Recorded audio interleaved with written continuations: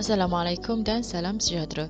Untuk video kali ini, kita akan teruskan dengan tajuk Kedaulatan Malaysia, Cabaran Punca dan Penyelesaian bagi tema Masalah Remaja.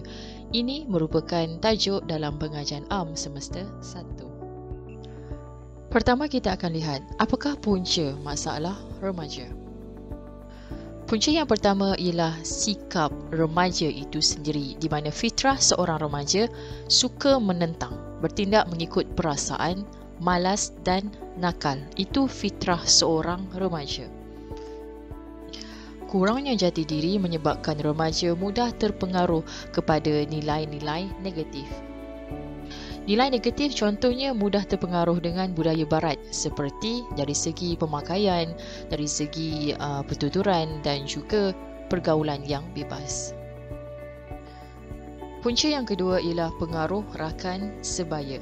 Kerana rakan sebaya ini boleh mencorakkan personaliti seseorang remaja dan mempengaruhi tingkah laku remaja. Jika remaja ini berkawan dengan orang yang baik-baik, so dia pun akan jadi baik, personaliti pun akan jadi baik. Tetapi jika remaja ini berkawan dengan orang-orang yang nakal, mereka ini akan mudah terpengaruh dengan kenakalan atau kejahatan kawan tadi. Ini kerana untuk mengeratkan hubungan sesama rakan, mereka sanggup mengikut apa sahaja yang dilakukan oleh rakan mereka kerana mereka menganggap persahabatan itu lebih penting daripada segala-galanya. Yang ketiga, pengaruh persekitaran. Persekitaran di sini akan merujuk kepada persekitaran sosial di mana ianya merangkumi faktor ibu bapa, faktor rakan sebaya, faktor sekolah dan guru, faktor media massa dan faktor globalisasi.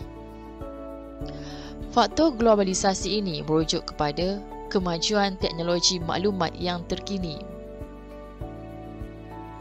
Tambahan pula, suasana keluarga bagi seseorang remaja memberi impak yang sangat besar dalam hidup mereka. Ketidakharmonian keluarga menyebabkan remaja dipengaruhi oleh anasir negatif dan masalah sosial. Contohnya, jika keluarga ini bercerai atau berpisah, mungkin ianya akan memberi impak yang negatif kepada perasaan remaja tadi. Jadi, ibu bapa memainkan peranan yang cukup besar untuk menentukan hala tuju dan arah hidup remaja. Pendek kata, jika baik hubungan kekeluargaan itu, maka baiklah remaja tersebut dan sebaliknya. Punca yang terakhir ialah kepedulian anggota masyarakat. Anggota masyarakat sebenarnya sibuk dengan hal sendiri sehingga tidak mengambil tahu apa-apa yang berlaku di sekeliling mereka. Ini kerana anggota masyarakat merupakan orang yang paling dekat dan orang yang sentiasa memerhatikan apa yang berlaku di sekeliling mereka. Jika mereka tidak mengambil peduli atas apa yang berlaku, maka masalah kepada remaja ini tidak dapat diselesaikan dengan baik. Sedikit nota tambahan berkaitan dengan masalah remaja ialah langkah mengatasi masalah remaja. Langkah yang pertama ialah mengukuhkan jati diri remaja. Kerana segala yang dilakukan adalah berdasarkan kepada kehendak dan kemahuan diri sendiri, maka remaja harus sentiasa bermuhasabah diri sebelum menyalahkan sesiapa. Remaja perlu diberi penghargaan, motivasi, dorongan yang cukup kuat untuk memastikan jati diri mereka sentiasa terpelihara atau kukuh. Langkah yang kedua merupakan langkah yang paling kuat, iaitu meningkatkan peranan pelbagai pihak, sama ada peranan daripada ibu bapa, pihak sekolah dan media massa. Untuk ibu bapa, mereka perlulah mengawal aktiviti anak-anak dan mengambil tahu dengan siapa anak-anak ini berkawan, dan dalam masa yang sama ibu bapa perlulah memberi nasihat dan dorongan kepada anak-anak mereka.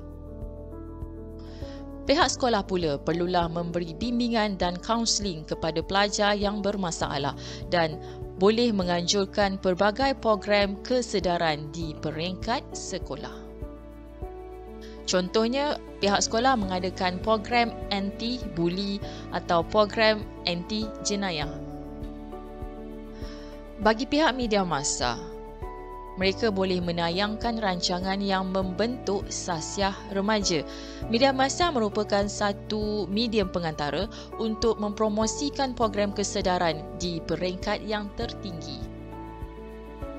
Langkah yang ketiga ialah mengadakan kempen kesedaran mengenai masalah remaja.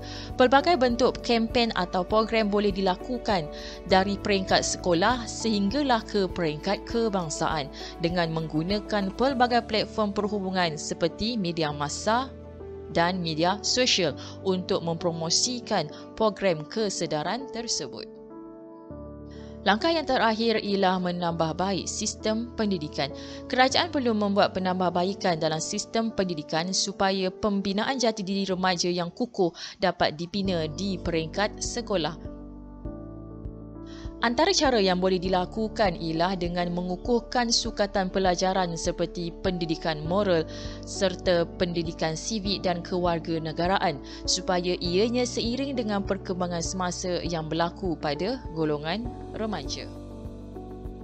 Jadi, kesimpulannya untuk video kali ini, saya telah pun menerangkan berkaitan dengan punca atau sebab atau faktor masalah remaja berlaku dan bila ada punca, sebab dan faktor ini akan adanya langkah untuk mengatasi masalah tersebut.